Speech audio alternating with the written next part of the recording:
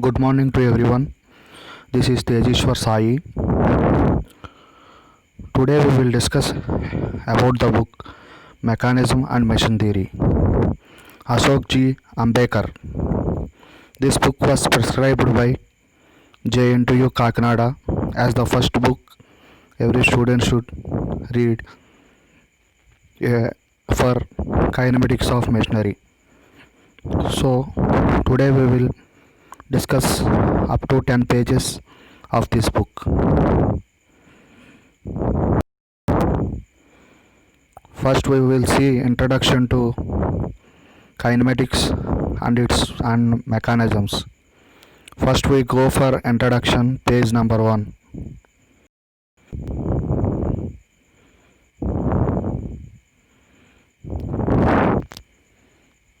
Before going to introduction, we will see preface of this book. This book was covers that the field of engineering studies, which conventionally goes under the name theory of machines.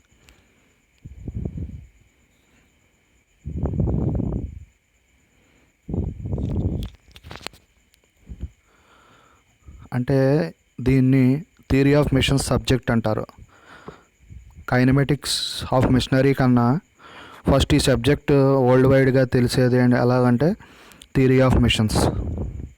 ఇంకా ప్రీఫేజ్ ఇంకా చాలా ఉంటుంది. ప్రీఫేజ్ కన్నా తర్వాత మనం ఇంట్రడక్షన్లోకి వెళ్దాం. Introduction to kinematics and mechanisms. Introduction చూద్దాం. అంటే నేను ఫస్ట్ ఇంగ్లీష్లో ఒక లైన్ చదువుతాను, దాని మీనింగ్ ఏమో తెలుగులో మళ్ళీ నెక్స్ట్ వెంటనే సబ్సిక్వెంట్గా ఎక్స్ప్లెయిన్ చేస్తాను. ఏ more traditional name of this subject is theory of machines. వాడుకలో ఉండే భాష వరల్డ్ వైడ్గా తెలిసింది ఈ సబ్జెక్ట్ గురించి ఏంటంటే థియరీ ఆఫ్ మిషన్స్ అని పిలుస్తారు. The subject comprises of study of kinematics and dynamics of machinery. ఈ సబ్జెక్ట్ దేని గురించి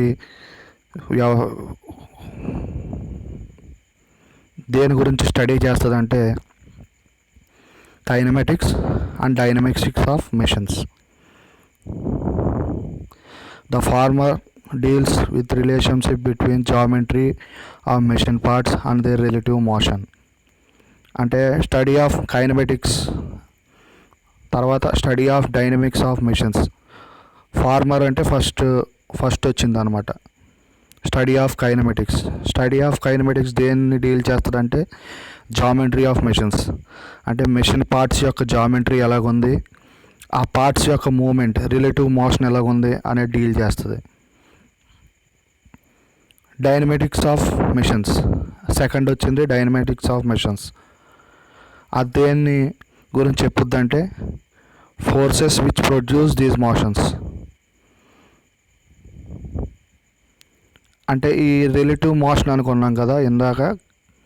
కైనమెటిక్స్ ఫార్మర్ అంటే ఫస్ట్ది కైనమెటిక్స్.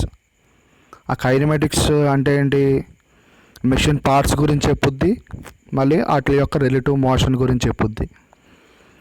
ఈ రిలేటివ్ మోషన్కి కారణమైన ఫోర్స్ గురించి ఏది చెప్పుద్ది అంటే డైనమెటిక్స్ ఆఫ్ మెషిన్స్.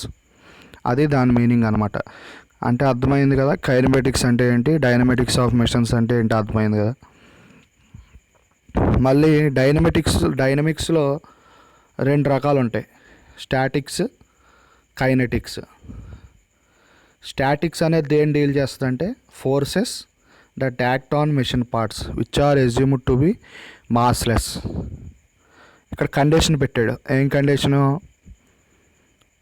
అజంప్షన్ ఒకటి పెట్టాడు. Condition I mean assumption. What to be assumed massless. Machine parts అనేది మాస్లెస్ అనేది అజంప్షన్ అనమాట. On the other hand deals with inertia forces arising out of combined effect of mass and motion of parts. Inertia forces ఎక్కడ arise అవుతుంది, mass and motion of parts. ఆ యొక్క బరువును ఆ parts యొక్క మోషన్ని డీల్ చేస్తుంది. ఏది ఏ డీల్ చేస్తుంది? ఆ డైనమిక్సే దాన్ని డీల్ చేస్తుంది. మళ్ళీ ఒకసారి రివైండ్ చేసుకుందాం. Study of dynamics comprises of statics and kinetics. Statics ఏం డీల్ చేస్తుందంటే forces that act on machine parts which are assumed to be massless. Condition చూడండి ఇక్కడ, అజంప్షన్ మాస్లెస్ అనమాట.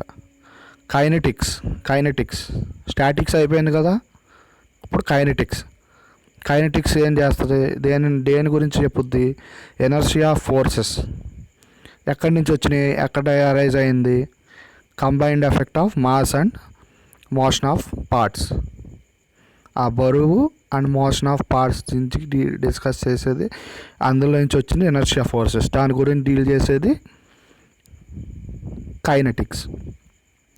తర్వాత నెక్స్ట్కి వెళ్తే an elementary definition of mechanism describes it as mechanical device which has purpose of transmitting motion or force from the source to output. Very basic definition of mechanism అంటే ఏం చెప్తున్నారో చూడండి. పర్పస్ అనమాట. ఇక్కడ రెండే గుర్తుపెట్టుకోండి, సోర్స్ టు అవుట్పుట్. ఏదో source ఉండాలి, అవుట్పుట్కి ఇస్తుంది. ఏంటిది అసలు, ఇదేంటి మెకానిజం అంటే ఏంటి అనేది బేసిక్ డెఫినేషన్లో చెప్తున్నారు. ఏం చెప్తున్నారు? Mechanism describes it as, mechanism అనేది దాని గురించి తను ఏం చెప్పుకుంటుందంటే it is a mechanical device. Mechanical device అంటే మీకు తెలిసిందేగా, వాచ్ కాడి నుంచి రాకెట్ దాకా. ఆ మెకానికల్ డివైస్ ఒక పని ఉంటుంది, ప్రతి డివైస్కి ఒక పని ఉంటుంది. ఇప్పుడు అలారం ఉందనుకో, మనం దానికి ఇన్పుట్ సోర్స్ ఇస్తాం ఎలక్ట్రిసిటీ, మనకి అవుట్పుట్ వచ్చేది ఏంటి? Mechanical work. మనకు టైం తెలుస్తుంది, అవన్నీ సెకండరీ. ఫస్ట్ మనం ఇన్పుట్ సోర్స్ ఏంటి? Electrical energy through battery. And output ఏంటి? Mechanical work, rotation of needle in the clock. అది పర్పస్ క్లాక్ది. అలా ప్రతి మెకానికల్ డివైస్కి ఒక పర్పస్ ఉంటుంది. ఆ పర్పస్ ఏంటి? Transferring of motion are force from one source to output. First mechanism మన యూనిట్ 1లో మనకు వాట్ ఈజ్ మెకానిజం అని 2 మార్క్స్కి అడగొచ్చు. ఆయనకి ఈ డెఫినేషన్ రాయొచ్చు, ఎందుకంటే ఇది JNTUK వాళ్ళు ప్రిస్క్రైబ్ చేసిన టెక్స్ట్ బుక్ కాబట్టి ఇందులో నుంచి రాస్తే సరిపోతుంది మనకి ఎగ్జామ్ ఓరియంటెడ్గా. Next, mechanisms pervades all walks of life. అంటే ప్రతిదీ మెకానిజమే, మెకానిజం లేకుండా జీవితం నడవదని దాని అర్థం. అంటే ఎలాగా, ఇప్పుడు మార్నింగ్ లెగిస్తే ఏదో మెకానికల్ డివైస్ ద్వారా మనం లైఫ్ అనేది సింపుల్ చేసుకుని మనం ముందుకు వెళ్తున్నాం. అందుకనే ఆథర్ ఏం చెప్తున్నాడంటే, అంబేద్కర్ గారు ఏం చెప్తున్నారంటే mechanisms pervades all walks of life. ప్రతి పని లైఫ్లో మెకానిజమ్స్ ద్వారా జరుగుద్ది అని చెప్తున్నారు. A few illustrate applications of mechanisms can be found in domestic appliances. Example, domestic అప్లికేషన్స్లో కూడా ఈ మెకానిజం అనేది ప్రాముఖ్యమైనది అని చెప్తున్నారు. ఆ డొమెస్టిక్ డివైజెస్ ఎక్విప్మెంట్ ఏదో చూద్దాం. ఎగ్జాంపుల్స్ ఇచ్చారు. సాయింగ్ మిషన్స్ అంటే కట్ చేసుకునే మిషన్స్, వుడ్ కటింగ్ మిషన్స్ అలాంటివి. Washing machines, refrigerators, fridge, mixers, air coolers అంటే AC, door lakhs, latches etcetera. టాయ్స్లో ఏంటో చూడడం. పెల్డింగ్ కార్స్ ఆఫ్ ఫర్ కిడ్స్ అంటే చిన్న చిన్న కార్స్ ఉంటాయి కదా, రిమోట్ కార్స్ కానీ లేకపోతే ఫ్లయింగ్ ఏరోప్లేన్స్ కానీ చిన్నపిల్లలు ఆడుకునేవి. వాటిల్లో కూడా ఈ మెకానిజమ్స్ ఉపయోగిస్తారు. ఈ మెకానిజమ్స్ ఉపయోగించే కొత్త కొత్త ఇన్వెన్షన్స్ చేస్తారు. ఎందులో? కిడ్స్ వాడుకునే టాయ్స్లో. అగ్రికల్చరల్ ఇంప్లిమెంట్స్లో కూడా ఈ మెకానిజమ్సే వాడుతున్నారు. ఎందులో? స్ప్రింక్లర్ మెకానిజం, ట్రాక్టర్స్లో, కార్న్ డ్రిల్స్లో, ప్లవ్స్ అంటే నాగల్లో, కల్టివేటర్స్లో, మోవర్స్లో, ఫారెస్ట్ హార్వెస్టర్స్లో, పొటాటో డిగ్గర్స్ అంటే బంగాళదుంపలు నాటే ఎక్విప్మెంట్లో కూడా ఈ మెకానిజమ్స్ వాడుతున్నారు. ట్రాన్స్పోర్ట్ వెహికల్స్లో ఆన్ ఎయిర్, ల్యాండ్, సీ అంటే భూమి మీద, గాల్లో, సముద్రంలో వాడే ట్రాన్స్పోర్ట్ వెహికల్స్లో కూడా ఈ మెకానిజమ్సే వాడతారు. Incorporating equipment example concrete mixtures అంటే మనం బిల్డింగ్ కట్టే ముందు అక్కడ ఒక ఎక్విప్మెంట్ ఉంటుంది, సిమెంటు, ఇసుక వీటిని మిక్స్ చేసే మెషిన్ ఉంటుంది, మీరు చూసే ఉంటారు. అది కాంక్రీట్ మిక్చర్స్. క్రెయిన్స్ అంటే బిల్డింగ్ కట్టేటప్పుడు ఉపయోగించే క్రెయిన్స్, ఎక్సలవేటర్స్, రాక్ క్రషర్స్ అంటే పెద్ద పెద్ద బండరాళ్ళు క్వారీల్లో దొరుకుతాయి కదా రాళ్ళు, అవి క్రష్ చేసేటప్పుడు రాక్ క్రషర్స్లో కూడా ఈ మెకానిజమ్సే వాడతారు. అసలు మెకానిజం లేకుండా ఏ మెకానికల్ ఎక్విప్మెంట్ కానీ, డివైస్ కానీ, ఆటోమొబైల్ కానీ ఇవన్నిటిల్లో వాడేదే మెకానిజం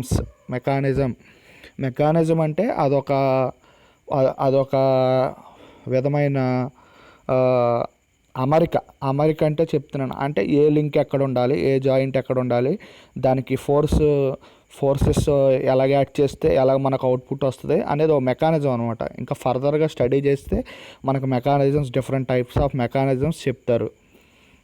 రాక్ క్రషర్స్, ఇంకా బుల్డోజర్స్ ఎక్సెట్రా. మిలిటరీ ఎక్విప్మెంట్లో ఏంటంటే armour tank, recoilless guns, self loading guns ఇలాగా.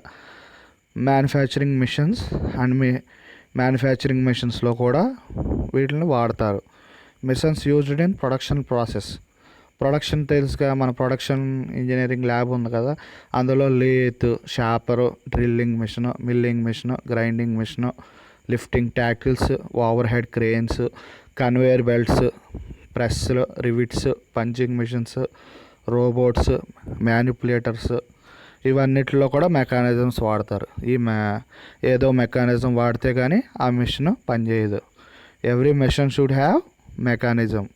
Unless there is a mechanism, the machine won't work. So every machine has a mechanism. That's the final point in this introduction. Mechanisms also find applications in biomedical engineering. ఈ mechanisms అనేది లేటెస్ట్గా ఉన్న engineering branch biomedical engineering.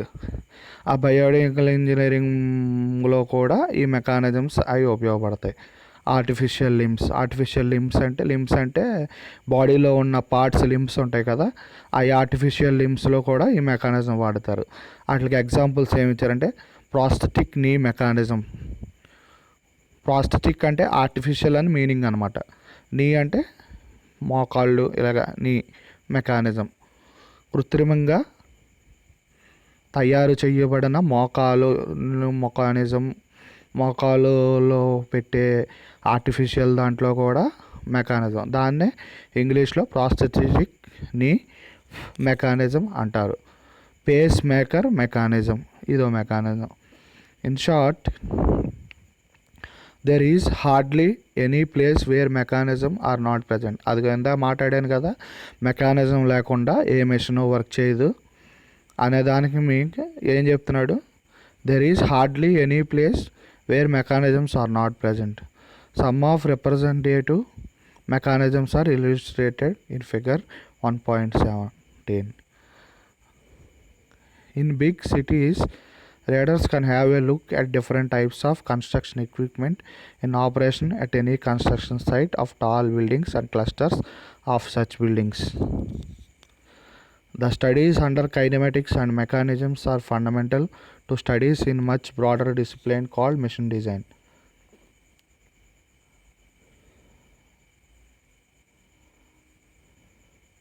The studies under kinematics and mechanisms are fundamental to studies in much more broader discipline called machine design. ఈ theory of machines కూడా machine డిజైన్లో ఒక sub topic అనమాట. ఈ మిషన్ డిజైన్ అనే సబ్జెక్టు 3.1లో వస్తుంది అనుకుంటా. DMM1 DMM2 అని ఉంటుంది కదా, design of machine members, design of machine members 2, దానికి రిలేటెడ్ అవుద్ది. ఇప్పుడు కైనమెటిక్స్ ఆఫ్ మిషనరీ తెలియకుండా నువ్వు డిజైన్ ఆఫ్ మిషన్ మెంబర్స్ ఏమీ చేయలేవు. అందుకని ఈ సబ్జెక్ట్ నేర్చుకుంటే ఆ సబ్జెక్ట్కి ఈ సబ్జెక్ట్ బేస్మెంట్ అనమాట. Development in engineering applications over the last few decades indicate a consistent trend towards increasing of the machine speed. ఇప్పుడు ఫర్దర్ గడిచిపోయిన డికేడ్స్ అంటే 10 సంవత్సరాలు. 1 decade is equal to 10 years. గడిచిన కొన్ని 10 సంవత్సరాల కిందటి నుంచి చూస్తుంటే మిషన్ స్పీడ్ అనేది ఇంక్రీజ్ అవుతుంది. ఈ ట్రెండ్ అనేది ఆటోమొబైల్స్లో కనిపిస్తుంది. మనం ఇప్పుడు లేటెస్ట్గా చూసుకుంటే ఆటోమొబైల్ స్పీడు కొంచెం ఇంకా పెరుగుతుంది. ఆటోమొబైల్ స్పీడ్ పెరుగుతుంది, అందులో ఫ్యూయల్ కన్జంప్షన్స్ తగ్గేలాగా రీసెర్చ్ జరుగుతుంది. ఫ్యూయల్ స్పీడ్ తగ్గి ఎఫిషియన్సీ పెరిగేలాగా మనకు రీసెర్చ్ జరుగుతుందని చెప్తున్నాడు అనమాట. As a direct sequel to this trend, considering the inertia forces in the design calculations have become much more essential. Inertia forces in design క్యాలిక్యులేషన్స్లో ఇది బాగా ప్రాముఖ్యత చెంది బాగా ఎసెన్షియల్ అని చెప్తున్నాడు అనమాట. ఇనర్షియా ఫోర్సెస్ అంటే రీసెర్చ్ బాగా జరుగుతుంది ఆటోమొబైల్స్లోని. In number of cases inertia force consideration complete the designer to cut down the weight of components. This necessitates a greater emphasis on acceleration part of motion analysis. అది ఇందాక అదే speed పెరుగుతుంది అని చెప్పుకున్నాం కదా, అదే యాక్సలరేషన్ పార్ట్. ఓ part యొక్క acceleration పెంచడానికే జరుగుతుంది. ఇది యాక్సలరేషన్ పెంచడానికే కదా మనం అన్ని తంటాలు పడేది. అదే చెప్తున్నాడు. ఫస్ట్ మెకానిజం చెప్తున్నాడు అనమాట. ఫస్ట్ మెకానిజం ఏంటంటే 4 బార్ మెకానిజం.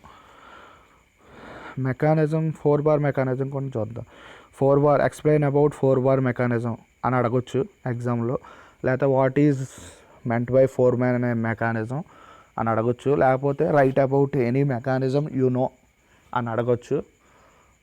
4 marks question. అదే ఫస్ట్ 6 క్వశ్చన్స్లో ఉంటాయి కదా, ఫస్ట్ యూనిట్కి సంబంధించింది ఇది. అలాగని అడగొచ్చు. లేకపోతే ఎస్ఐ క్వశ్చన్స్లో 4 బార్ మెకానిజం గురించి చెప్పండి అని అడగొచ్చు. ఎక్స్ప్లెయిన్ అబౌట్ 4 బార్ మెకానిజం అని కూడా అడగచ్చు ఎస్ఐలో. ఒక 4 మార్క్స్ కింద ఒక 4 మార్క్స్ ఏదో క్వశ్చన్ ఇస్తాడు, లేదా ఒక 8 మార్క్స్ ఏదో డెఫినేషన్స్ అడుగుతారు, అలాగనమాట. ఇప్పుడు ఇది చూద్దాం.